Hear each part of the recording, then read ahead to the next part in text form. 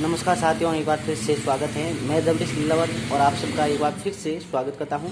देखिए, आज हम पढ़ेंगे 13 प्रश्न है आपका 1.1 कक्षा 10वीं का सूत्र निखिलम विधि से भाग कीजिए। प्रश्नावली 1.1 है कक्षा 10वीं की आरबीएससी सॉल्यूशन है और हम निखिलम विधि से भाग करेंगे।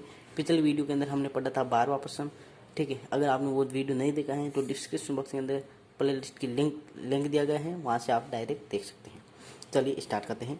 सूत्र निखिलम विधि। जब आपकी सूत्र निखिलम विधि से भाग करना होता है तो उसके अंदर एक चीज होती है, एक तो होता है आधार। क्या होता है? आधार। आधार मतलब जो भाजक होती है, ये तो इसे कहते हैं भाजक, आपको पता होना चाहिए, और इसे कहते हैं भाज्य। ठीक है, ये हमने छोटे कक्षों के अंदर पढ़ा था। भाज्य होता है जो बड़ी संख्या होती है और भाजक होता है छोटी संख्या जिसका भाग दिया जाता है। ठीक है, अब आधार, ये जो भाजक है किसके संख्या के पास में है, तो 1000 के समथिंग है, लगभग 1000 के पास में है, तो हम जो आधार है वो हो जाएगा आपके 1000। अब दूसरी चीज होती है विचलन। वैसे क्या होते हैं? विचलन। कक्षा 9वीं के अंदर भी हमने भाग किया था, लेकिन ध्यान नहीं रहा होगा आपको, तो वह एक बार पुनः ध्यान दीजिए। विचलन क्या होता है? विचलन वो होता है आधार के अंदर भाजक को घटाते हैं तो हमारा विचलन होता है, तो 111 विचलन हो गए। अब कैसे हुआ? देखिए, हमारे पास आधार क्या है? 1000 है, और 1000 के अंदर हम भाजक हटा देंगे। जब हम ये माइनस करते हैं तो 111 होता है। ये हमारा है, क्या है? विचलन। अब देखिए, आपको 3 खंड बनाने हैं। पहला खंड ऐसे और दूसरा खंड ये, 2 लाइन खींच के और एक ऐसे खींच लीजिए। पहला, दूसरा और ये तीसरा, तीनों खंड हो गए। अब देखिए, पहले खंड के अंदर आपको लिखना है 889, जो कि भाजक है वो आपको लिखना है। ठीक है, दूसरे के अंदर आपको लिखना है विचलन। विचलन क्या है? नीचे लिख दीजिए, 111 है, ये लिख दिया, और हमें नीचे लाइन की। अब क्या करना है? जितने जीरो हैं, कितने? 3 जीरो है, 1 2 3 जीरो है, तो 3 जीरो के तीनों संख्या लिख दीजिए भाज्य की। तो हम तीन तीन संख्या ये लिख दी। अब हमें क्या करना है? पीछे जो बचती हैं वो बीच वाले खंड के अंदर लिख देते हैं। अब हमें क्या करना है?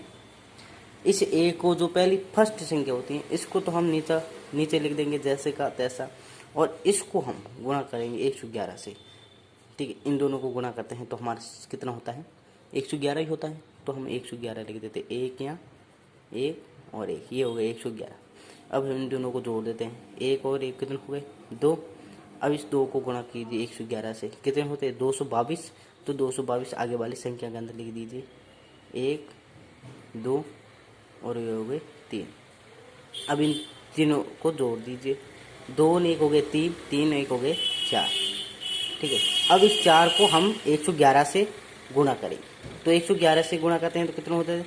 444। तो आगे वाली संख्या के अंदर लिख दीजिए 444। अब हमें क्या करना है?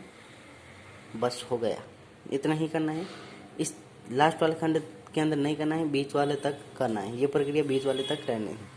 अब हमें तीनों को जोड़ दीजिए। अब ये 4 और 4 हो गए 8, और 4 और 2 6 3 9, और 4 और 2 6 1 7। तो हमारे पास जो उत्तर आया है वो आया 798 124। ये तो आपका हो गया भागफल, ये हो गया आपका शेषफल।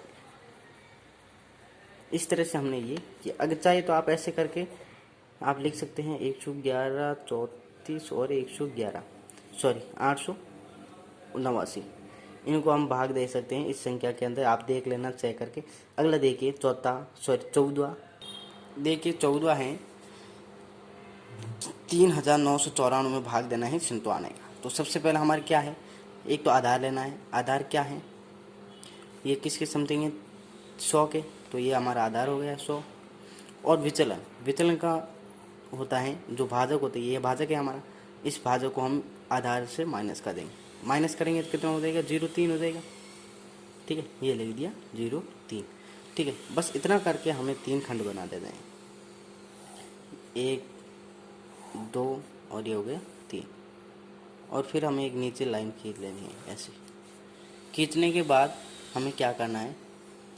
सबसे पहले तो भाजक लिखना है। भाजक हमारे पास क्या है? 97। और आधार की कितने जीरो है? 2, तो 2 संख्या यहाँ लिख दीजिए, ये लिख दिया हमने। और हमें बाकी बचती हैं वो बीच के अंदर लिख देनी है, लिख दी। अब हमें क्या करना है? फर्स्ट जो अंक होता है वो वैसा का वैसा लिख दीजिए नीचे, ये लिख दिया यहाँ। और इसको हम यहाँ 0.3 लगाना भूल गए, विचलन लिखना है, ठीक है। अभी क्या करना है, इस 3 को इससे गुणा कर दिए, कितने होते हैं 0.3 को 3 से गुणा करते हैं तो कितने 0.9 होता है, 3 3 9, तो 0 यहाँ लिख दिया और बाकी का 9 यहाँ लिख दिया। अब देखिए इस 9 और 0 कितने हो गए 9। अब हम 9 को 0.3 से गुणा करेंगे, 9 तिया 27, तो हम आगे वाली संख्या के अंदर लिख देंगे, ये लिख दिया 27। अब हमें क्या करना है, जोड़ लेना है। 7 4 कितना हो गए 11, हासिल गई 1, 9 9 18, 18 2 20 ने 21, तो हमारे पास क्या आया शेषफल 211 और 39। अब यहाँ पर क्या है, शेषफल के अंदर इस जो भाजक होता है उससे अधिक आ रहा है हमारा उत्तर, तो तब तक हमारा सही नहीं होगा। तब हम क्या करेंगे, इस 211 को 97 के अंदर भाग देते थे। ये जैसे 211 है और इसके अंदर 97 का भाग देंगे, क्यों देंगे, क्योंकि ये भाजक से ज़्यादा हो गई। जब भाजक से ज़्यादा हो जाती है शेषफल तो हमें आगे उस भाजक से भाग देना चाहिए। तो 97 का भाग 211 में देते हैं। देखिए 97 का 97 जोड़नी हो जाता है आपके 194, तो 194। अब हमें क्या करना है, 194 यहाँ नीचे लिख देना है। अब हमें क्या करना है, इसको माइनस कर देना। तो 11 को हम करते हैं तो कितने हो जाते हैं 7, यहाँ है आपके 0 9 और 0 कितने होते हैं 97, सॉरी 17 ही होते हैं।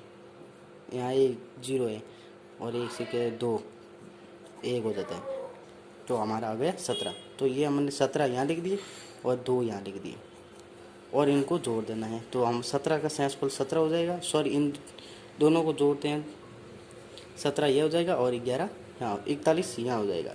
इस तरह से हमने ये सॉल्व किया। तो हमारा भागफल आया है वो आपके क्या आया है 41 और शेषफल आपके आया है 17 ओनली फॉर 17, ठीक है। इस तरह से हमने ये सॉल्व किया। अगले नेक्स्ट वीडियो में हम पढ़ेंगे 15। तब तक ले जय हिंद, जय भारत, वंदे मातरम।